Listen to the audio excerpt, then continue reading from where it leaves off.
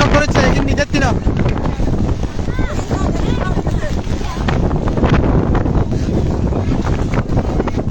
এ মাইয়া যাচ্ছে এমনি যাচ্ছে টোন চলে যেতে এমনি যাচ্ছে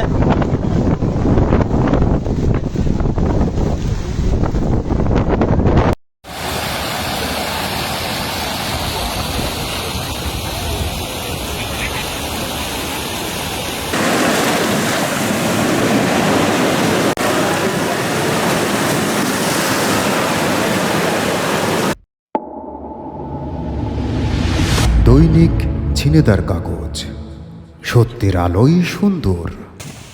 ঘূর্ণিঝড় রেমালের অগ্রভাগ উপকূলীয় আঘাত হেনেছে। এর ফলে দেশের বিভিন্ন জেলায় বৃষ্টি সহ ঝড়ো হাওয়া বয়ে যাচ্ছে।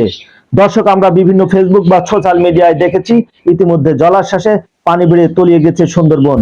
এদিকে পটুয়াখালীর বিভিন্ন দ্বীপ, রাঙ্গাবালী উপজেলার প্রায় 20টি গ্রাম প্লাবিত হয়েছে। এখনো উপকূলীয় জেলাগুলোতে দমকা বাতাস ও বৃষ্টি হচ্ছে। আমরা জেনেছি এসব এলাকার সাগর ও নদী বিক্ষুব্ধ হয়ে আছে।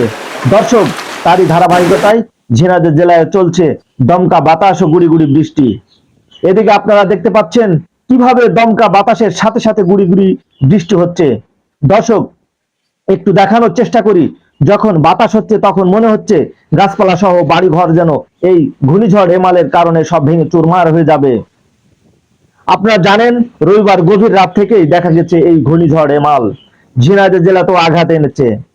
এতে করে ঝিনাইদহ জেলাতে এখনো পর্যন্ত কোনো মারাত্মক ক্ষয়ক্ষতির খবর পাওয়া যায়নি। আপডেট জানতে আমাদের ঝিনাইদহ কাগজের সঙ্গে থাকুন, বেশি বেশি শেয়ার করুন, অন্যদেরকে জানার বা দেখার সুযোগ করে দিন।